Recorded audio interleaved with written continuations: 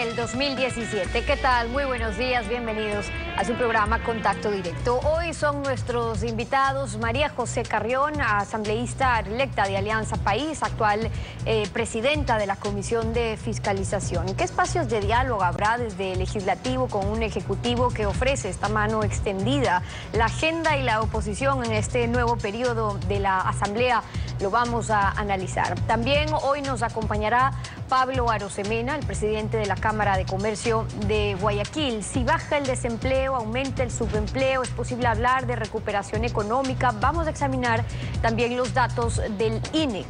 Y César Umajinga, asambleísta de Pachacutic por Cotopaxi. La Comisión Legislativa de Justicia presentó el informe para primer debate del proyecto de ley orgánica para la aplicación de la consulta popular sobre los paraísos fiscales. Umajinga hace observaciones al documento, las vamos a revisar.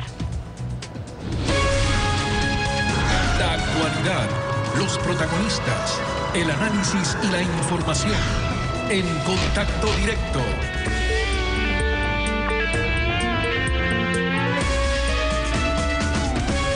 Hola Lenin, buen día, ¿cómo te va? Muy bien, Estefi, amigos televidentes, un buen día para todos.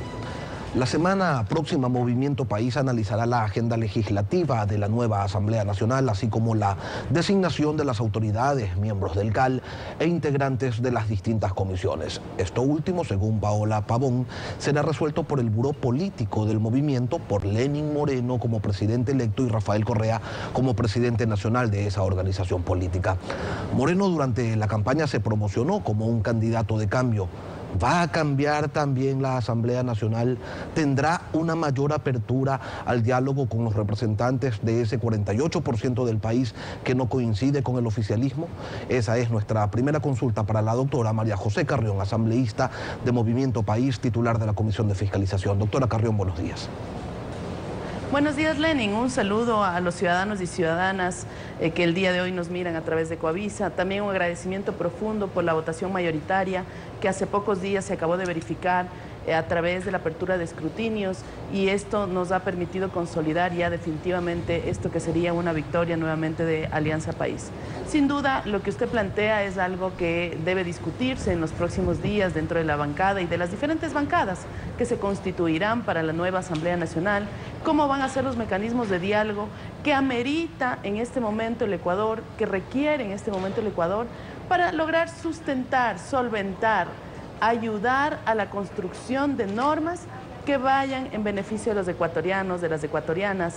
Y para eso será la conformación tanto de la administración del legislativo, de la presidencia y vicepresidencias, así como también de las comisiones legislativas. Yo creo que se vienen momentos muy interesantes para el Ecuador, la conformación de las nuevas comisiones legislativas, la discusión en el caso de Alianza País de lo que es una propuesta que ya debe implementarse en la Asamblea Nacional, lo que tiene que ver con el plan Toda una Vida. Y en el ámbito legislativo, leyes tan importantes como el Código de la Salud, y en el ámbito de la fiscalización, profundizar todos los mecanismos de lucha contra la corrupción. Pero la actitud, la conducta en la Asamblea, ¿será la misma que se ha mantenido durante estos últimos tiempos? ¿O efectivamente va a haber una apertura, una mayor integración de los criterios, de los postulados que pudieran provenir desde sectores opositores? Bueno, Lenin, también hay que decir que es necesario tomar en cuenta, y más aún cuando hemos tenido una segunda vuelta electoral, esa voluntad popular que apoyó también al otro sector que no representa las tesis de Alianza País. Debemos considerar cuáles fueron los argumentos que el candidato y los asambleístas, que bueno, no sabemos si van a asumir o no la Asamblea Nacional, ya que su representante máximo, Guillermo Lasso, ha dicho que él desconoce los resultados del Consejo Nacional Electoral. No sabemos si también los asambleístas desconocerán los resultados, ya que en la primera vuelta tuvieron la participación, de hecho, de una bancada importante del sector de Suma, creo. En ese sentido, esperaremos a ver si es que asumen las credenciales, si asumen los resultados de la primera vuelta. Me imagino que eso también deberán asumir los resultados de la segunda vuelta. Y yo creo que está bienvenido un diálogo con todas las bancadas que se puedan conformar, y un diálogo también necesario porque la ley del legislativo, así como la Constitución, establece que las bancadas deberán tener su representación. En esta nueva asamblea tenemos dos nuevas bancadas, la bancada de Creo Suma y la bancada también de Social Cristianos, y eso implica, por supuesto, también nuestra bancada, que tiene una mayoría importante, también tendrá la representación necesaria en la Asamblea Nacional. Eso va a generar necesariamente los diálogos que debemos impulsar para sacar las leyes adelante, leyes que deben contemplar la construcción de esas 325.000 casas que se han ofrecido en el proyecto de la Revolución Ciudadana y que deberán tener un sustento también legal necesario para lograr llegar a esa magnitud de la construcción. El segundo momento también es las 40 instituciones universitarias técnicas que van en beneficio de nuestros jóvenes para que ningún joven se quede sin educación superior. También lo que tiene que ver con el acceso al crédito, para que todos los sectores, las familias puedan tener el emprendimiento popular de ese crédito que se habló de $15.000 al 2%, deberá tener una normativa y finalmente todo lo que tiene que ver con el aseguramiento de las personas de la tercera edad. Cosas fundamentales, cosas que van en beneficio del país, en beneficio de los ciudadanos, no solo de los que votaron y apoyaron las tesis de Alianza País, sino de todos los ecuatorianos, y eso sin duda generará empleo, mano de obra y en ese sentido la dinamización de la economía. Grandes desafíos para todos los asambleístas. Dicen que las cosas se parecen a sus dueños y en otro ámbito los integrantes de las organizaciones suelen terminar pareciéndose a sus líderes. Sin Rafael Correa en el escenario político, ¿se extenderá al legislativo esta mano extendida, este gobierno de diálogo al que ha hecho referencia Lenín Moreno? Sin duda, yo creo que hay un liderazgo y nuestro liderazgo, nuestro presidente Rafael Correa es un liderazgo que seguirá siendo parte fundamental de nuestro proyecto político, de nuestras tesis políticas. Es un líder no solo del Ecuador, es un líder del mundo. Y ahora Lenín Moreno tiene un gran desafío, un desafío de cumplir aquellos proyectos políticos que se han planteado y sobre todo las ofertas de campaña que tienen que ser construidas conjuntamente con el vicepresidente Jorge Glass y que deberán ser, digamos, ese cúmulo también de propuestas que vengan del sector de la oposición y que permite, sin duda, el diálogo. Es decir, en la Asamblea Nacional siempre hay diálogo, Lenín. Usted sabe que la Asamblea Nacional no solo que es la primera función del Estado, sino que también, además, es el espacio donde se representa la pluralidad del pensamiento del Ecuador en el ámbito político, en el ámbito también de las representaciones sociales que han llegado a ser parte del legislativo, y eso nos implica necesariamente y de manera permanente, tanto en las comisiones, así como también en la Asamblea Nacional, en el Pleno, un diálogo permanente. Lo que sí, obviamente, se exige responsabilidad. Y creo que esa responsabilidad debemos seguir asumiendo para generar esta política de la discusión y de la batalla, pero de las ideas, de las tesis, de la información clara, verificada, veraz, oportuna. En ese sentido, podemos discutir tesis profundas, Lenín, y yo creo que la invitación es para que las bancadas pensemos en país. Tenemos grandes desafíos, apenas hemos cumplido un año de ese fatídico terremoto y tenemos grandes desafíos para sacar a Manabí, a Esmeraldas y a otras provincias afectadas adelante. Doctora. Así es que tenemos esos desafíos y el país exige diálogo, exige coordinación y coherencia política. Si la próxima semana se reúnen para definir agenda, autoridades, integrantes de comisiones, ¿qué espacios quedan para la oposición? ¿Solo los que ustedes consideren que ellos deban ocupar? ¿Cómo van a manejar los temas que ellos propongan? Como ha sido en el actual periodo, en donde las propuestas de ley de oposición han quedado relegadas para privilegiarse aquellos temas que proponía el oficialismo. ¿Va a haber algún espacio para que las propuestas de la oposición sean analizadas siquiera, o de plano lo que provenga desde ese otro espacio no tendrá cabida? No, yo creo que, Lenín, sin duda, va a ser un espacio de apertura, va a haber una mayor presencia en las comisiones de la oposición. Eso significa que ellos podrán tener mayor articulación, ya tienen una bancada, lo cual también es importante. En la anterior legislatura no tenían bancada, muchos asambleístas no participaron activamente del sector de la oposición, muchos asambleístas hacían más presencia mediática que en el propio legislativo. Yo creo que la responsabilidad que tenemos todos los legisladores electos es legislar en beneficio del pueblo ecuatoriano. Y en ese sentido, los grandes desafíos de la patria nos van a poner a prueba a todos. Y en ese sentido también debe participar la oposición con tesis viables, porque también ha habido tesis que son realmente inviables, que no han tenido un sentido de patria y que las defensas acérrimas, por ejemplo, en la última discusión sobre la implementación de la pregunta de la consulta, que también el pueblo ecuatoriano apoyó mayoritariamente a que ningún funcionario sea también posesionario de alguna cuenta o alguna compañía en países considerados paraísos fiscales. En esa discusión, por ejemplo, ver defensas acérrimas a personas que tienen este tipo de cuentas de sectores de Pachacuti, de los sectores que en un momento determinado representaron a la izquierda del país, es lamentable, digamos, ahí no podemos ir a una discusión seria y lo que debemos ir a una discusión en el cumplimiento del pueblo, de la voluntad del pueblo ecuatoriano. Fíjese, Lenin, la mayoría no la hemos decidido nosotros, la mayoría la decidió el pueblo nos vuelve a dar una mayoría y el pueblo nos vuelve a dar la confianza para seguir legislando, para seguir construyendo la patria que queremos que sea la de la erradicación de la pobreza definitiva y también la de la construcción de la redistribución. Hay una amplia minoría, un 48% de electores que no les dio el voto. A ellos también hay que tomarlos en cuenta. Por supuesto, Lenin, sin duda alguna. Pero recordar que la diferencia que hubo entre la primera y la segunda vuelta es una diferencia importante.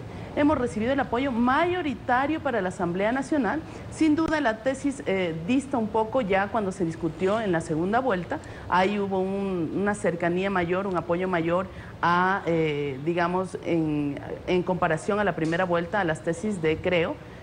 Sin embargo, seguimos teniendo una mayoría, se ha comprobado a través del reconteo, ya eso es una historia que se ha cerrado, pero tienen que participar activamente. A mí me parece que la invitación es que los actores de oposición ya dejen ese show mediático, ese elemento de tratar de distraer en lo que es fundamental ahora. En la conformación de la Asamblea Nacional en responsabilidad y la conformación de las comisiones y tratar los principales temas que tiene en este caso la Asamblea Nacional para beneficio del país. Y uno de los principales temas será el económico. Sin duda deberá ocupar un lugar relevante, tomando en cuenta que más allá de los discursos que refieren a una recuperación económica en la práctica, por ejemplo, en el empleo, en el crecimiento del subempleo, del empleo informal, esto no se evidencia. ¿Qué es lo que ustedes tienen en carpeta? ¿Qué es lo que van a plantear?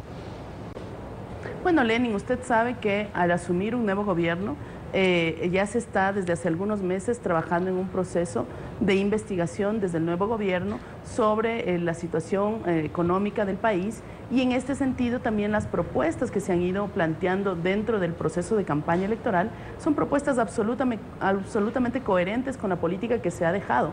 Una política de un Estado fortalecido, de un Estado que a diferencia de lo que se tenía en otras épocas, de un Estado casi desarticulado, desarmado, tenemos ya unos sistemas de salud, de educación, de vialidad absolutamente consolidados. Por supuesto que ahora tenemos que trabajar en los temas tan importantes, tan necesarios, de tanta necesidad que tiene en este caso la ciudadanía y que se ha demostrado a través de varias encuestas, que es el tema del empleo. Es por eso que la propuesta que nosotros tenemos de la generación de 325.000 soluciones habitacionales significa que esta construcción de estas casas significan que hacia futuro eso va a generar dinamización de la economía. Sabemos que la construcción es el principal mecanismo de dinamización de la economía, pero además donde más se diversifica este manejo y este movimiento económico, porque desde el trabajador de la construcción hasta el de la mina, de los elementos de construcción, de los diferentes, la utilización de diferentes maquinarias, todo eso lo que se genera alrededor de la construcción dinamiza la economía. En ese sentido hay unas propuestas concretas que van hacia lo que tiene que ver el ciudadano, la ciudadana, el ecuatoriano, la ecuatoriana, la solución de estos problemas de trabajo y empleo a través de la dinamización directa de la economía, de la construcción de vivienda. Por otro lado, ya son las decisiones que tomará el presidente Lenín Moreno en el momento en que ya asuma el cargo y sobre todo en la construcción del presupuesto general del Estado que deberá ser presentado a la Asamblea. María José Carrión, asambleísta reelecta por Alianza País. Muchísimas gracias, Lenín. Un saludo y un abrazo a la ciudadanía. Son las 7 de la mañana con 15 minutos, tiempo de ir a una pausa con ustedes en Contacto Directo. Cuando regresemos estará Pablo Arosemena, el presidente de la Cámara de Comercio de Guayaquil. Vamos a hablar sobre las cifras del INEC, de desempleo, de subempleo, lo analizamos al regresar. Quédese usted en nuestra sintonía. Para dialogar, preguntad primero, después escuchad, lo dijo Antonio Machado, poeta y prosista español. Pablo Arosemena, presidente de la Cámara de Comercio de Guayaquil, bienvenido a Contacto Directo. Buenos días, Stephanie, gracias por la invitación. Un saludo cordial a todos los televidentes. Buenos días. Han presentado ustedes desde la Cámara de Comercio de Guayaquil un informe sobre la situación del mercado laboral a marzo de este año, y como antecedente tenemos que el INEC presentó esta semana también resultados de la encuesta nacional de empleo, desempleo y subempleo. Tanto en ese informe como las autoridades del gobierno hablan ya de una recuperación económica. ¿Por qué ustedes insisten en que es prematuro hablar todavía de una recuperación? Mira, el sentimiento del comerciante guayaquileño es muy simple de comunicar. Si el comercio está bien, al gobierno le irá bien. Y para que el comercio esté bien, el gobierno debe darnos reglas claras, confianza, que nos permitan trabajar en paz. La reactivación económica en el ámbito laboral, en el ámbito comercial, que es nuestra perspectiva, no la vemos, no se palpa. Converso todos los días con comerciantes, grandes, pequeños, medianos, y tú ves que la economía sigue estancada. Todavía hay mucha incertidumbre por temas desde dinero electrónico, hay temores de que si se elimina un impuesto luego lo quieran reemplazar por otro y al final quedemos igual o peor. Entonces, cuando uno mira las cifras de desempleo, que si bien han sido mejoradas levemente, luego también hay que tener en cuenta cuáles son las cifras de subempleo, y esas se han disparado. Bueno, revisemos justamente qué pasa con algunas de esas cifras. Por ejemplo, con el porcentaje de la población económica activa con el empleo adecuado. ¿Qué ocurrió? Mira, lo más importante es ver las tendencias. El empleo adecuado en los últimos 3 años se viene para abajo. Y he traído un cuadro que de alguna manera lo grafica muy claramente. Aquí lo voy a mostrar a las cámaras y podemos ver en esta línea azul desde el marzo del 2014, 2015, 2016 a este año, 2017, cómo el empleo adecuado viene cayendo en picada 39%, es decir, 4 de cada 10 ecuatorianos tienen un empleo adecuado. Y pues, como un espejo, si vemos el empleo inadecuado, cómo viene aumentando hasta la última cifra disponible de marzo del 2017. 6 de cada 10 ecuatorianos no tienen un empleo adecuado. ¿Y hay variaciones mayores cuando se revisa la tasa de empleo adecuado, o sea, pleno, en Guayaquil y en Quito, o no son variaciones significativas? Sí, específicamente en Guayaquil, de donde pues te puedo hablar a favor del comercio guayaquileño. Específicamente la tasa de empleo adecuado ha caído 5 puntos en Guayaquil. Entonces, de alguna manera no podemos hablar de que el mercado laboral se ha recuperado. El mercado laboral sigue pasmado. Se necesita un cambio de rumbo económico, medidas que realmente alienten al comercio. Por eso decía hace un instante, cuidado, estamos pensando en eliminar un impuesto, pero para reemplazarlo por otro. Con mucha atención, estamos pendientes de que ahora en junio caduquen definitivamente las salvaguardias, pero cuidado, ya hacemos la advertencia, van a querer reemplazarlas por otro impuesto y al final pasamos de Guatemala a Guatepeor. Entonces, es importante que primero que se cumpla lo que se ha dicho, que se eliminen los impuestos, por ejemplo, salvaguardias, pero que no sean reemplazados con ningún otro impuesto. Y luego, que si esta comisión o consejo consultivo de revisión tributaria, si eso va a tener algún sentido, que sea para bajar, para eliminar impuestos y que no sea una simulación donde al final del día estemos igual o con más impuestos. El anticipo del impuesto a la renta está ahogando al comerciante. El comerciante está sacando créditos para pagar ese impuesto. Eso no tiene sentido y eso se debe cambiar para reactivar el comercio. Y esos son temas que se ofrecieron revisar, ya vamos a hablar sobre eso, pero sobre el subempleo, es decir, quienes ganan menos de un salario básico o trabajan menos horas, allí hay una variación que sí es importante. Sí, aquí he traído justamente un cuadro para mostrar cómo ha venido creciendo el subempleo. De nuevo, desde marzo de 2014, 2015, 2016, 2017, podemos ver cómo actualmente son más de 1.700.000 personas las que están clasificadas como subempleadas. ¿No? Es una cifra muy importante. Solamente en el último año interanual de marzo del 16 a marzo del 17 son más de 377.000 personas los que han pasado a engrosar las filas del subempleo. Estamos hablando de más de 1.000 personas diarias. ¿De qué tipo de recuperación económica podemos hablar? Todos queremos una recuperación económica. Si los comerciantes todos los días, independientemente de lo que pase en la política, salimos a trabajar bien temprano con las mejores intenciones de sacar nuestros negocios adelante. Queremos la recuperación económica. Somos nosotros parte de la solución. Pero al final del día hay que decir las cosas de verdad. Yo entiendo el optimismo, entiendo que el gobierno, por un tema tema hasta de marketing quiera contarnos que el vaso está medio lleno, pero hay que ser muy realistas con el diagnóstico, porque si no luego las propuestas del gobierno pues van a ser equivocadas. Lo que ha dicho el gobierno es que primero el subempleo no influye en el índice de la pobreza, y luego las cifras que resalta el INEC incluso y que son positivas son las que tienen relación al desempleo. Un total de 93.577 personas que salieron de desempleo entre marzo del año pasado y marzo de este año. El desempleo bajó del 5.7 al 4.4% en marzo del 2017. Y sobre esto, escuchemos lo que nos dijo ayer aquí José Hidalgo.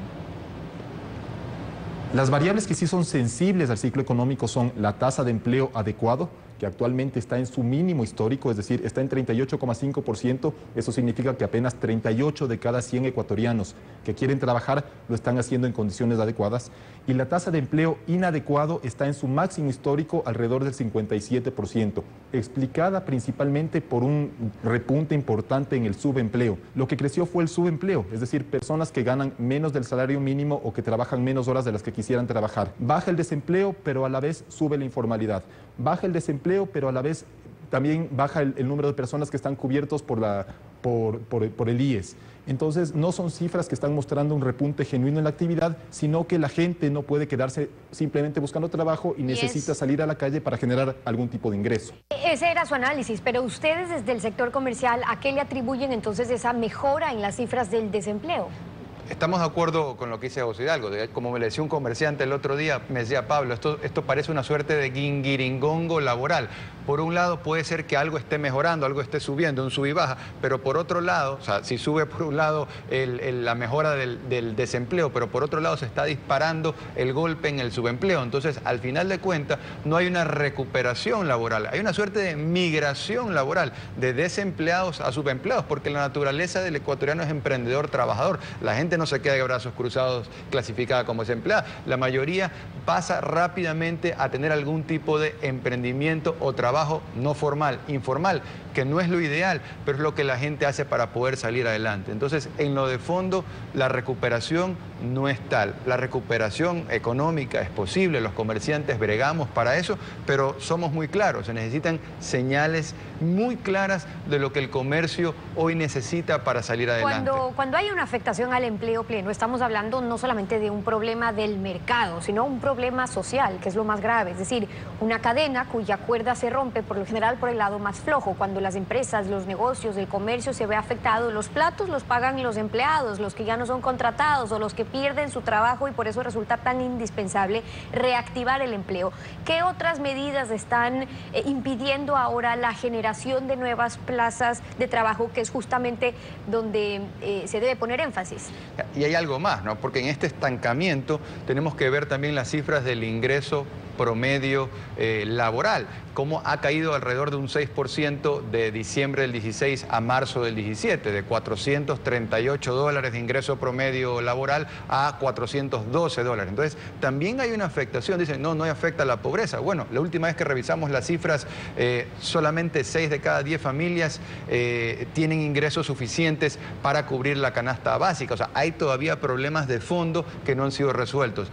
Desde el punto de vista del comercio hay un principal problema, que son los impuestos que tenemos la expectativa, la necesidad de que sean eliminados para que la economía se reactive, para que Ecuador deje de ser un país tan caro. Me refiero a las salvaguardias. De nada sirve eliminar las salvaguardias si van a ser reemplazadas por algún otro primo hermano, llámese timbre cambiario o lo que sea. Por eso advertimos, hay que ser serios, hay que cumplir con lo que se promete, que se eliminen las salvaguardias y cualquier cosa que se le parezca que no sea reemplazada para que el comercio se pueda levantar. Decimos también, el anticipo del impuesto a la renta debe ser eliminado. Así podemos dar un verdadero oxígeno y reactivación económica. Esas fueron ofertas también dentro del comité que se va a integrar con Lenín Moreno para revisar justamente algunos de los cambios tributarios que pueden ser ya ahora necesarios. Pablo Arosemena, sí. Sí, y por último el tema del dinero electrónico. La gente en el comercio siente que el dinero electrónico es la punta del iceberg y lo que está por debajo de la superficie no es la dolarización. Pensamos que el dinero electrónico tiene que ser eliminado. El dinero electrónico estatal al comercio le huele mal. Son las observaciones del presidente de la Cámara de Comercio de Guayaquil, hoy en Contacto Directo. Gracias por haber estado con nosotros. Son las 7:30 de la mañana, una pausa y al regresar estará César Umajinga, asambleísta de Pachacutic por Cotopaxi. El informe para primer debate del proyecto que viabiliza la aplicación de la consulta popular sobre paraísos fiscales. ¿Qué observaciones hay? Lo analizamos al volver. Quédese usted en nuestra sintonía. En la Asamblea Nacional se discutió en primer debate el pasado miércoles el proyecto de ley orgánica para la aplicación de la consulta popular sobre paraísos fiscales. La pregunta que se realizó a la ciudadanía y que fue aprobada por un 55% de los electores fue: ¿está usted de acuerdo en que para desempeñar una dignidad de elección popular o para ser servidor público se establezca como prohibición tener bienes o capitales de cualquier naturaleza en paraísos fiscales? La Comisión de Justicia y Estructura del Estado parecería que quiere ir más allá del pronunciamiento popular. Esta mañana nos acompaña César Umajinga, asambleísta por Pachacutic. ¿Qué es lo que, desde su criterio asambleísta, están buscando los legisladores del gobierno? Pueblo ecuatoriano, buenos días, y a usted también buenos días. Buenos días. Es necesario aclarar ante los ecuatorianos, creo que es muy necesario para que el pueblo sepa lo que está pasando en la Asamblea Nacional. Cuando hace mucho tiempo el presidente Rafael Correa impulsa precisamente este tema de la consulta popular, los que tengan recurso económico, el capital en paraísos fiscales, no puedan ser precisamente candidatos o candidatas para elección popular o para participar en contienda política electoral. Siendo esto un tema demasiadamente trascendental, sabemos precisamente las acusaciones vertidas durante toda la campaña, candidato del Estado ecuatoriano y también candidato de Estado, ha permitido precisamente reflejar en los espíritus, en los corazones de los ecuatorianos, en que los que tienen paraíso fiscal tiene que absolutamente ser precisamente revisado. Por lo tanto, nosotros hemos pedido, el bloque Pachacutic, si estamos tanto culpando, direccionando precisamente a quienes tienen recurso económico de la salida del capital, asevere y demuestre con el listado quiénes son los que tienen en paraísos fiscales el recurso económico. A nivel del Estado ecuatoriano, nosotros queremos saber si son ministros, si son subsecretarios, si son presidente, vicepresidente de la República, realmente demuestre en esta ley, aprovechando que hoy estamos debatiendo, demuestre quiénes son los que tienen recursos en paraísos fiscales. Eso es lo que quiere el Ecuador. No solamente que quede con enunciado direccionando para el candidato que participó para la presidencia de la República o ex candidato para la presidencia de la República. Ahora, asambleísta, en ese sentido, el proyecto de ley recoge en los antecedentes lo que dijo en la comisión el director del Servicio de Rentas Internas. Él indicó que 20.288 funcionarios públicos sacaron del país 14.620.000 dólares a paraísos fiscales. ¿Esto qué significa? Se lo pregunto precisamente por este pedido que realizó usted a nombre de Pachacutic en aras de la transparencia, para que el gobierno diga quiénes son los ministros, los asambleístas, los altos funcionarios que han sacado recursos a paraísos fiscales. De los 20.000 nóminas que supuestamente existe, realmente para el país, para la transparencia del Estado ecuatoriano, tiene que demostrar quiénes son esas personas que sacaron incluso la ilusión y la evasión del impuesto. Queremos saber el pueblo ecuatoriano, y ustedes saben que a nivel regional casi alrededor de 22% son los que tiene en este caso recurso económico que está en este caso en las empresas, en este caso de Oxford, que son precisamente temas que el pueblo ecuatoriano debe conocer y debe saber. Entonces, nosotros como ecuatorianos queremos decir ante el pueblo que está escuchando en este momento, si son 800.414 funcionarios, ¿quiénes son esas personas que realmente transfirieron la plata? No solamente quede en este momento solamente para direccionamiento de una persona. Es más, no era tampoco necesario para debatir esta norma. Es mucho ambiguo. La ley no era necesario. Podría haber sido realmente a futuro lo contrario. Podríamos realmente también decir que esto no era necesario, pero podríamos haber dicho que el próximo asamblea podría haber discutido esta norma, no necesariamente lo que estamos, ¿no es cierto?, en este momento apurando para que próximamente el candidato presidenciable, el vicepresidenciable, beneficie precisamente de esta norma. ¿Quiénes beneficiarían? Son ellos los que están en el poder. Solamente para que ustedes conozcan, solo el juicio político puede destituir al presidente, vicepresidente de la República. Por eso hemos dicho que es muy ambiguo, direccionado esta norma. A los pobres no necesita absolutamente, para los pobres no necesita esta norma, esta ley, porque los pobres necesitan trabajar mucho, hay una crisis económica, esta ley no beneficia. Entonces, si es que esto está direccionado, nosotros queremos saber quiénes son las personas que realmente han transferido o tienen en los paraísos fiscales y que realmente digan cuáles son los nombres. ¿Acaso que está la plata? Ahora, don César, se está incorporando en el proyecto de ley una disposición transitoria en la que se plantea lo siguiente, que a partir del 6 de marzo del 2018 no podrán postularse para un puesto de elección popular ni tener la calidad de servidor público las personas que tienen capitales o bienes de cualquier naturaleza en territorio o jurisdicciones consideradas paraísos fiscales. Esa disposición busca legislar con dedicatoria. Por lo mismo he planteado, ¿dónde está la plata de Odebrecht? Los 33.5 millones de dólares del COIMA que direccionaron el contrato para que esta empresa que en este momento a nivel de América Latina, de la región, del mundo, está siendo una de las empresas más corruptas que ha entregado las COIMAs a cambio de que entregue los grandes contratos que beneficien los grandes contratos al cambio del COIMA. Mire, imagínese anteayer, ¿no es cierto? También sale de una empresa también casi similar, que también ha entregado $1 millón a los funcionarios ecuatorianos. Entonces, ¿acaso que esta plata está en la empresa de los paraísos fiscales?